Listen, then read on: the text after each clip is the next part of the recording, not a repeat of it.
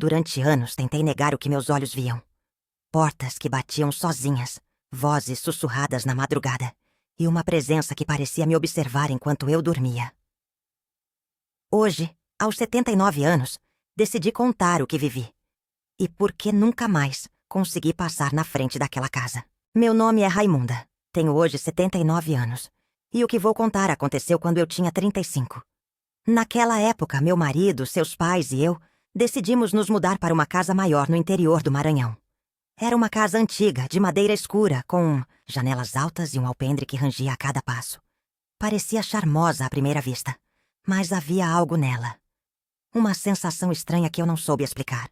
O silêncio era pesado. O ar parecia parado, como se o tempo tivesse se esquecido daquele lugar. Mas como o preço estava bom e precisávamos de espaço, ignoramos esses sinais. Logo nos primeiros dias, notei coisas fora do lugar, mas culpei minha memória. Um copo que deixei na pia estava de volta ao armário. Um pano de prato que sumiu apareceu dobrado em cima da geladeira. Pensei que fosse meu sogro organizando as coisas sem avisar. Ele era metódico, do tipo que não deixava nada fora de ordem. Então não me preocupei demais. Mas, com o passar dos dias, os episódios começaram a ficar mais frequentes e mais estranhos. Uma madrugada acordei com barulhos de passos na sala. Desci com cuidado, achando que alguém podia ter entrado, mas não havia ninguém. Só a cadeira, de balanço no canto, indo pra frente e pra trás, como se alguém acabasse de se levantar dela. Arrepiei até a espinha. O relógio de parede marcava 3h33. Voltei pro quarto tremendo, mas não falei nada pra ninguém naquele dia. Talvez eu tivesse imaginado tudo, pensei. Continuei fingindo que tudo era normal, mas meu corpo sabia que algo estava errado. Eu sentia calafrios quando passava pelo corredor perto do banheiro. O cachorro da vizinha, que antes entrava na casa alegremente, começou a recuar e latir do lado de fora. Era como se a casa tivesse vida própria. E por mais que eu tentasse não me deixar levar, uma parte de mim sabia que estávamos vivendo ao lado de algo que não compreendíamos. As coisas começaram a se intensificar numa noite de sexta-feira. Eu estava cozinhando quando vi a colher de pau que estava no fogão se mover sozinha e cair no chão. Não foi um escorregão, não. Foi como se alguém tivesse empurrado. Meu sogro viu também e ficou pálido. Ele murmurou algo em voz baixa, como se reconhecesse o que estava acontecendo. Quando perguntei, ele desconversou e saiu da cozinha.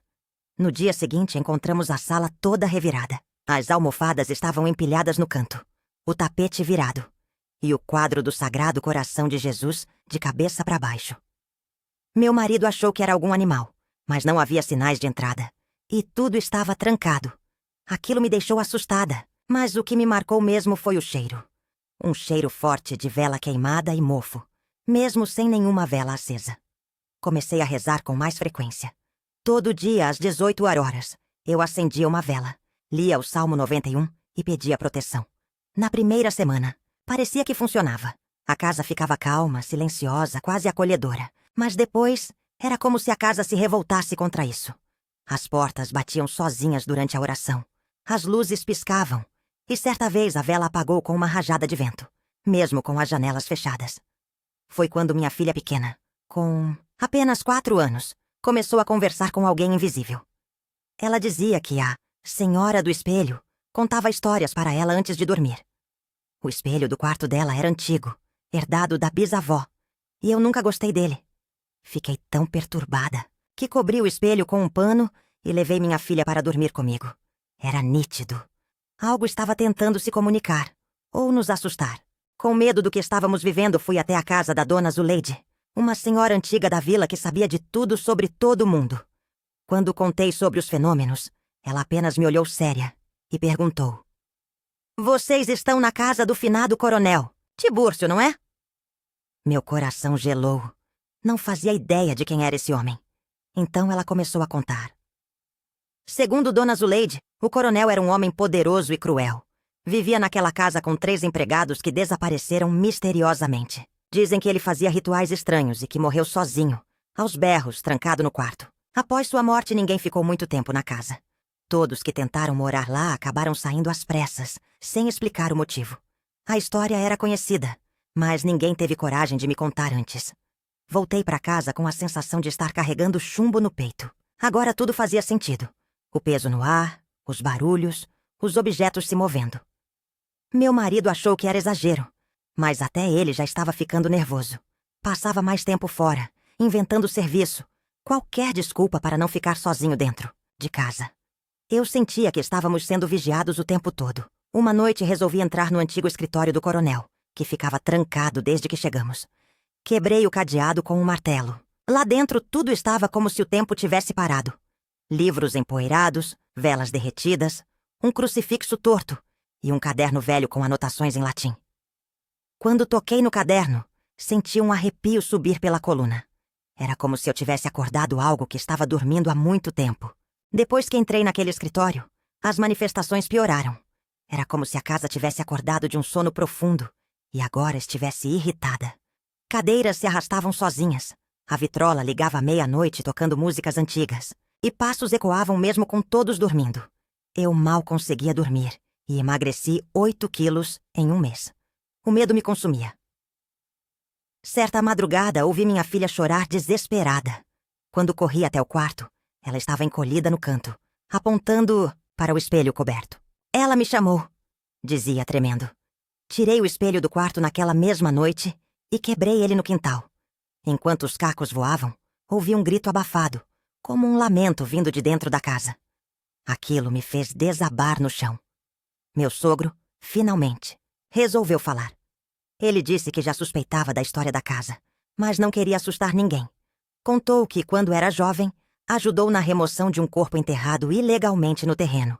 Provavelmente um dos empregados desaparecidos. Disse que o coronel foi enterrado com uma medalha no peito e que ninguém teve coragem de rezar por sua alma. Era uma alma sem descanso, vagando. Foi aí que entendi que não bastava sair da casa. Aquilo estava enraizado ali, preso, mas ao mesmo tempo ativo, querendo atenção, talvez justiça. Comecei a sonhar com o coronel. Ele aparecia vestido de branco, parado na porta do meu quarto, me encarando em silêncio. Acordava gritando. E todas as vezes o relógio marcava 3h33. Com medo de que algo pior acontecesse, procurei ajuda na igreja. O padre da cidade, um homem calmo e de fé firme, concordou em visitar a casa. Quando chegou, senti o ambiente pesado na hora. Ele começou a rezar, borrifando água benta pelos cômodos. Ao passar pelo escritório do coronel, a vela na mão dele apagou sozinha, e a porta bateu atrás de nós com força. O padre disse que nunca tinha sentido algo tão hostil. Pediu para voltarmos no dia seguinte com mais pessoas para uma missa de libertação. Organizamos a cerimônia no quintal. Enquanto ele rezava, um vento forte se levantou, levando folhas e poeira para todos os lados. Foi como uma batalha silenciosa, entre luz e trevas. Ao final, o padre disse: ainda não terminou, mas já começou a se desfazer. Nos dias seguintes, a casa ficou mais calma. Ainda havia ruídos, mas muito mais suaves. Conseguíamos dormir. Minha filha voltou a brincar sem falar com ninguém invisível. Pensei que talvez tivéssemos vencido aquilo. Mas eu sabia, no fundo, que a casa guardava uma história antiga demais para desaparecer tão fácil. Era como se tivéssemos apenas empurrado o mal para um canto escuro. Mesmo assim, continuei rezando. Pendurei crucifixos em todos os cômodos e mantive as velas acesas por semanas. Era uma luta espiritual, e eu sabia disso.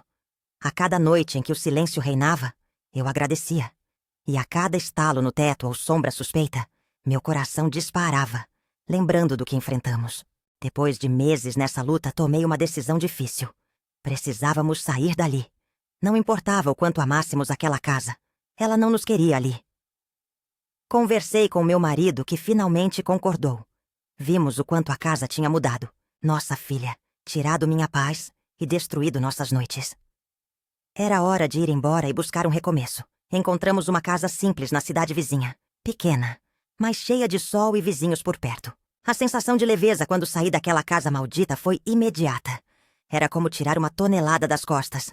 Na última vez que entrei para buscar nossas coisas, falei em voz alta: que Deus tenha piedade da sua alma. Foi meu adeus àquela presença. Nunca mais voltamos lá. A casa ficou vazia, e até hoje ninguém conseguiu morar ali por muito tempo. Fiquei sabendo que foi vendida 3 vezes e devolvida logo depois.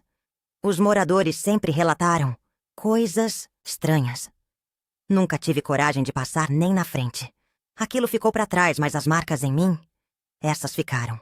Minha filha cresceu, se formou, e hoje nem lembra direito do que passou. Eu nunca deixei de orar por aquela casa. Às vezes me pego pensando se o coronel um dia encontrará paz.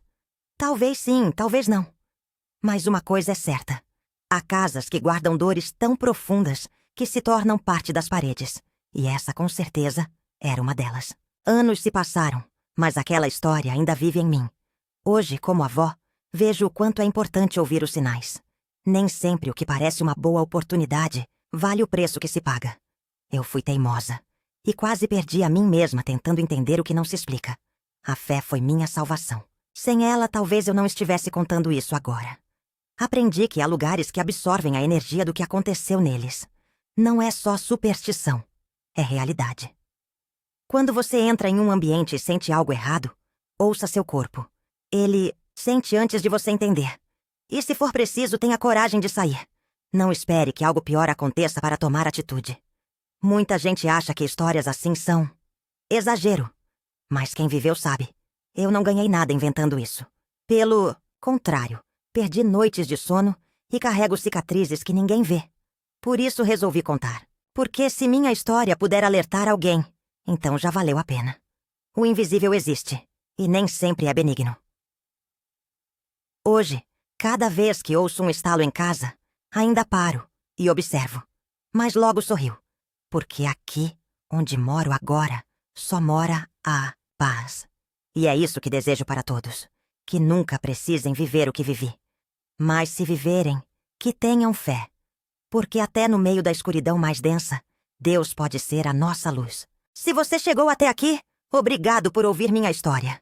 Nem tudo na vida tem explicação. Mas o que vivi naquela casa foi real. E se você também acredita que algumas memórias nunca nos deixam, então compartilhe esse vídeo com alguém que precisa saber disso. Curta, comente o que achou e me conte. Você já passou por algo parecido? Se inscreva no canal para mais histórias reais como essa. Até a próxima!